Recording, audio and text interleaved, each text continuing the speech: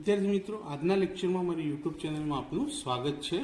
આજનો લેક્ચર છે આપણે ધોરણ 12 કોમર્સ આંકડાશાસ્ત્ર ભાગ 2 ચેપ્ટર નંબર 5 વિકલનનો, જેમાં આજે સ્વાધ્યાય 5ના સેક્શન એફનો દાખલા નંબર 5 અને 6 છેલ્લા બે દાખલા આજે સોલ્વ કરીશું.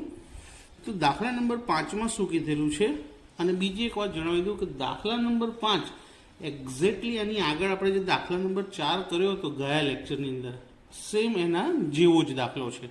તો જેણે જોયો હશે એને યાદ હશે, જો ના જોયો હોય તો મેં પ્લેલિસ્ટની અંદર બધા વિડીયો મૂકેલા છે, જોઈ લેજો. દાખલા નંબર 5માં કીધું છે કે રેફ્રિજરેટર બનાવતી એક કંપની પોતાના રેફ્રિજરેટરની કિંમત કેટલા રૂપિયા રાખે છે? 10,000. હવે કિંમત એટલે પ્રાઇસ કહેવાય, એટલે આપણને પી આપેલા છે 10,000. એક્સ રેફ્રિજરેટર બનાવવાનો કુલ ખર્ચ, એટલે કે ખર્ચનું વિધેય પણ આપેલું છે. ખર્ચનું વિધેય, ખર્ચના વિધેયને સી કહેવાય. શું આપેલું છે? 0.1 x² પ્લસ 9,000x પ્લસ 100. આ બે કિંમત આપી છે. કેટલા રેફ્રિજરેટર બનાવવાથી મહત્તમ નફો થશે, એટલે કે નફો વધારેમાં વધારે થવો જોઈએ. તો જો દાખલા નંબર 4 અહીંયા બાજુમાં છે, ખર્ચનું વિધેય અને માંગનું વિધેય પી છે, જ્યારે અહીંયા ખર્ચનું વિધેય સી અને કિંમત આપેલી છે પી. તો સૌથી પહેલાં તો આ રેફ્રિજરેટર કેટલા બનાવતા મહત્તમ નફો થાય એના માટે આપણી પાસે નફાનું વિધેય હોવું જોઈએ. અને નફાના વિધેય માટેનું સૂત્ર છે કે કેપિટલ પી બરાબર, પી એટલે પ્રોફિટ, નફો, આર માઇનસ સી. સી આપણી પાસે છે, આર એટલે આમદની વિધેય જે નથી, તો આમદની વિધેય શોધવાનું સૂત્ર છે જો આર બરાબર પી ઇન્ટુ એક્સ. તો પહેલાં આપણે આમદની વિધેય શોધી લઈશું. તો આમદની વિધેય આર બરાબર પી ઇન્ટુ એક્સ. પીની કિંમત આપણી પાસે છે 10,000 ઇન્ટુ એક્સ, તો જોડે એક્સ લખી દઈએ, તો આ મળી ગયો આપણને આ. હવે નફાનું વિધેય શોધીશું કે નફાનું વિધેય, નફાના વિધેયને કેપિટલ પી કહેવાય, બરાબર આર માઇનસ સી. તો આરની કિંમત મળી, આગળથી લખીએ, આરની કિંમત મળી આપણને 10,000x ઓછા સી, બ્રેકેટમાં લખીશું કારણ કે માઇનસ છે એટલા માટે. તો 0.1 x² પ્લસ 9,000x પ્લસ 100. હવે બ્રેકેટ છોડી દઈએ, તો 10,000x માઇનસ 0.1 x², પછી minus plus minus 9,000x minus plus minus 100. તો 12 માઇનસના કારણે અંદર બંને નિશાની બદલાઈ ગઈ. હવે સજાતીય પદ એટલે સરખા પદ કયા છે? 10,000x અને 9,000x. તો 10,000 પ્લસ છે, 9,000 માઇનસ છે. તો 10,000માંથી 9,000 જાય તો 1,000x માઇનસ 0.1 x² અને માઇનસ 100. ગોઠવીને લખો તો પણ ચાલશે, એમને પણ ચાલી જશે. તો આપણને શું મળી ગયું? નફાનું વિધેય પી.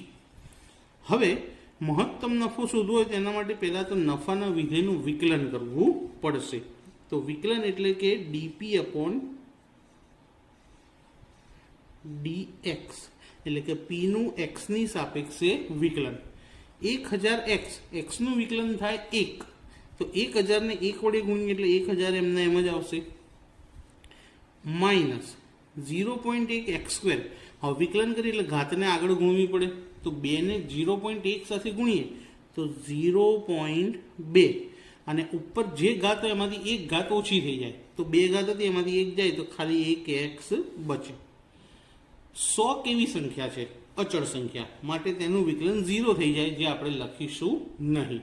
વિકલન કર્યા પછી ડીપી અપોન ડીએક્સ બરાબર 0 મૂકતા, તો આ જે કિંમત મળી આપણને વિકલનની, એની ઇક્વલ શું મૂકી દેવાનું? 0, કે 1,000 માઇનસ 0.2x બરાબર 0.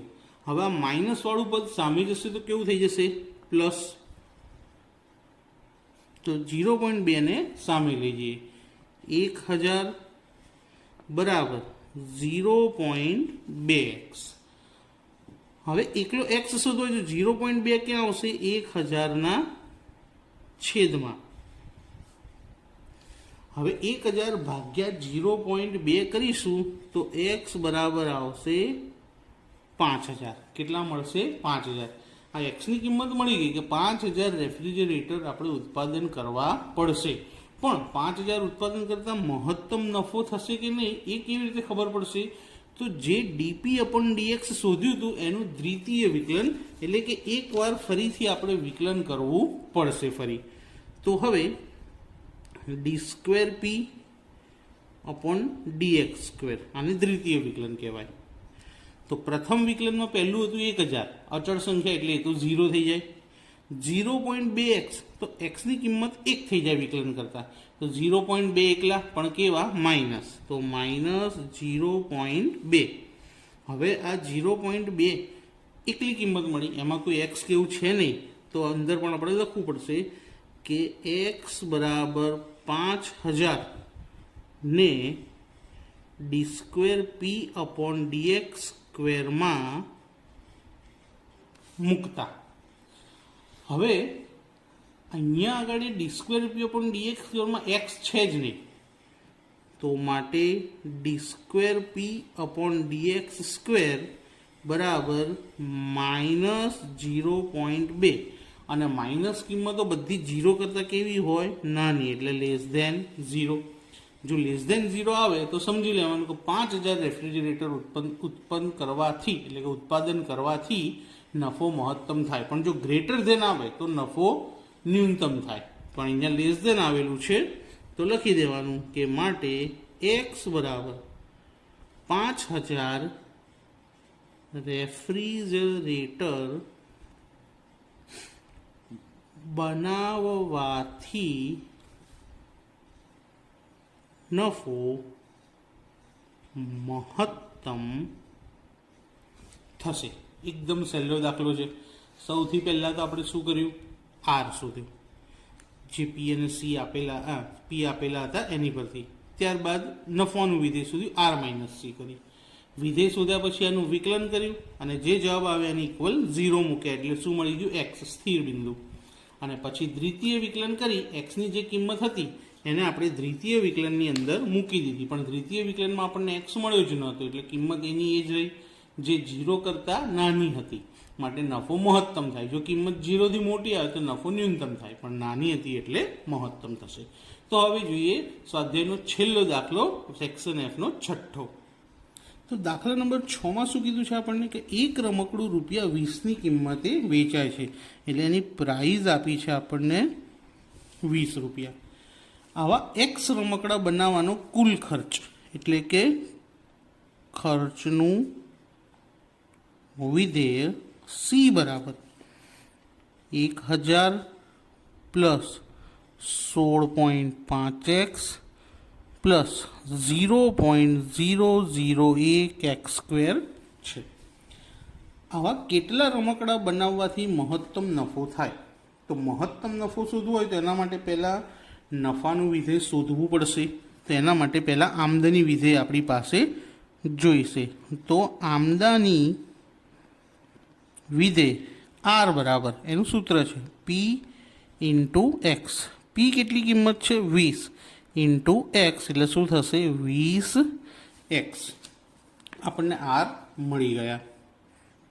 હવે એના પરથી નફાનું વિધેય મળશે કે નફાનું વિધેય, હવે નફાને કેપિટલ P કહેવાશે, પ્રોફિટ.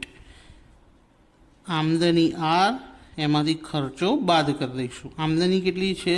20x ઓછા સીની કિંમત આપણને આપેલી છે આ રહી. ખર્ચનું વિધેય 1000 પ્લસ 16.5x પ્લસ 0.001x². આ આપણું ખર્ચનું વિધેય હતું. હવે છોડી દઈએ કૌંસ. 20x માઇનસ 1000 માઇનસ કેમ minus plus minus 16.5x minus plus minus 0.001x નો સ્ક્વેર. હવે x વાળી કેટલી કિંમતો છે? 2, 20x અને 16.5x. તો પ્લસ માઇનસ માઇનસ એટલે બાદબાકી થાય તો આવશે 3.5. 20 માંથી 16.5 જાય તો 3.5 માઇનસ 1000 અને માઇનસ 0.001x નો સ્ક્વેર. હવે આ આપણને શું મળી ગયું? નફાનું વિધેય p.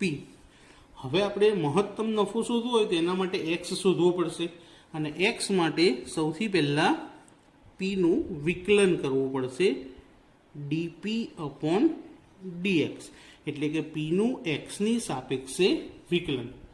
સૌથી પહેલી જે કિંમત છે 3.5x, તો x નું વિકલન તો 1 થઈ જાય એટલે 3.5 જેમ છે એમના એમ. 1000 અચળ સંખ્યા એટલે 0 થઈ જાય, નહીં લખીએ. માઇનસ 0.001 ને 2 વડે ગુણવા પડશે વિકલન કરવા, તો 0.002 અને 2 ઘાતમાંથી 1 ઘાત જતી રહે તો 1x વધશે. હવે શું કરશું કે dp upon dx બરાબર 0 મૂકતા, તો dp upon dx ની જે કિંમત મળી 3.5 માઇનસ 0.002x બરાબર શું મૂકી દઈએ? 0. હવે 3.5 ત્યાં જ રાખીએ, પણ આ માઇનસ વાળી રકમને જમણી બાજુ લઈ જઈએ તો કેવી થઈ જશે? પ્લસ થઈ જાય. હવે x શોધવો હોય તો 0.002 ક્યાં આવશે? 3.5 ના છેદમાં. માટે x બરાબર, હવે 3.5 ભાગે 0.002 તો કેલ્ક્યુલેટરમાં કરી લઈશું, તો જવાબ મળશે આપણને 1750. એટલે કે x ની કિંમત મળી ગઈ. કેટલી? 1750. પણ આ કિંમત એટલે કે આ જે રકમ મળી તો 1750 એકમો ઉત્પાદન કરવા જોઈએ જેથી નફો મહત્તમ થાય. પણ નફો મહત્તમ થશે કે નહીં તે પણ ચેક કરવું પડશે. એના માટે શું કરવું પડશે? d2p upon dx સ્ક્વેર એટલે કે દ્વિતીય વિકલન કરવું પડશે. પ્રથમ વિકલનનો જે આન્સર આવ્યો તો એનું ફરી વખત વિકલન. 3.5 અચળ એટલે 0 થઈ જશે.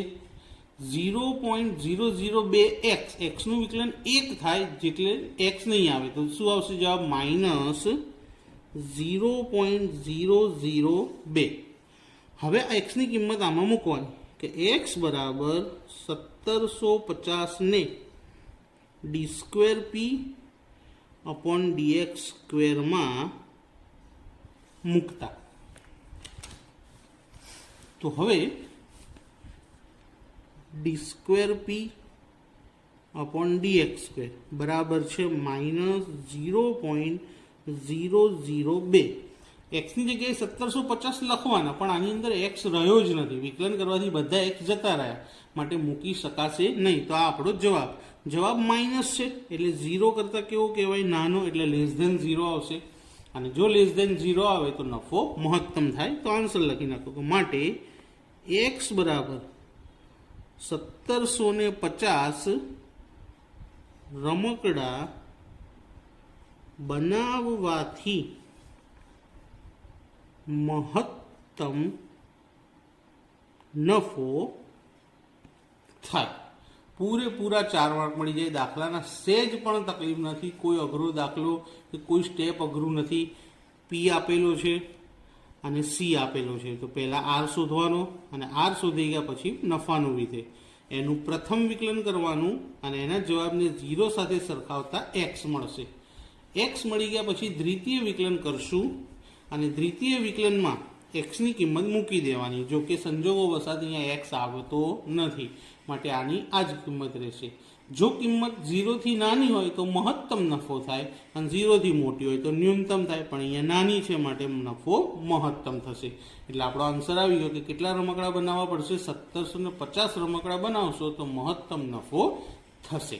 તો મિત્રો, આજનો વિડીયો કેવો લાગ્યો મને કોમેન્ટમાં જરૂરથી જણાવજો અને વિડીયો પસંદ આવે તો તેને લાઈક પણ જરૂર કરજો તથા તમારા મિત્રોને શેર કરજો અને ચેનલને સબસ્ક્રાઈબ કરવાનું ભૂલતા નહીં. Thank you.